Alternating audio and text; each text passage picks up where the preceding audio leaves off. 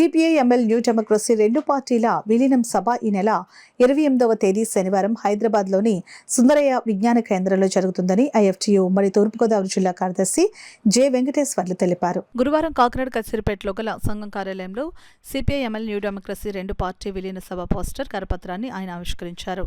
ఈ సందర్భంగా ఆయన మాట్లాడుతూ కమ్యూనిస్టు విప్లవకారుల ఐక్యత ఈ దేశానికి అత్యంత ఆవశ్యకమని ఆయన చెప్పారు. ఈ కార్యక్రమంలో నాయకులు జి రాజ్ కుమార్, బొడ్డు సత్యనారాయణమూర్తి, లోవరాజు, ఎల్లారావు, దుర్గారావు, సత్యబాబు, అనూక్ తదితరులు పాల్గొన్నారు. ధరలు విపరీతంగా పెంచుతూ ఉన్నారు. ఈ రకమైన నిరుద్యోగం పెరుగుతూ ఉంది, పేదరికం పెరుగుతూ ఉంది, అసమానతలు పెరుగుతున్నాయి. ఇట్లాంటి పరిస్థితుల్లో పేద ప్రజలకు నాయకత్వం వహించే విప్లవకారుల ఐక్యత చాలా ఆవశ్యకమైనది. అట్లాంటిది 2013లో సిపిఐఎంఎల్ న్యూ డెమోక్రసీ నుంచి విడిపోయిన ఒక వర్గం ఈరోజు మళ్ళీ రెండు న్యూ డెమోక్రసీ పార్టీలు ఐక్యం అవుతూ ఉన్నాయి. ఈ సందర్భంగా ఉమ్మడి రాష్ట్రం హైదరాబాదులో ప్రదర్శన, బహిరంగ సభ జరుగుతూ ఉన్నాయి. ఈ విప్లవకారుల ఐక్యత అనేది ప్రజలకి చాలా ఆవశ్యకమైనది.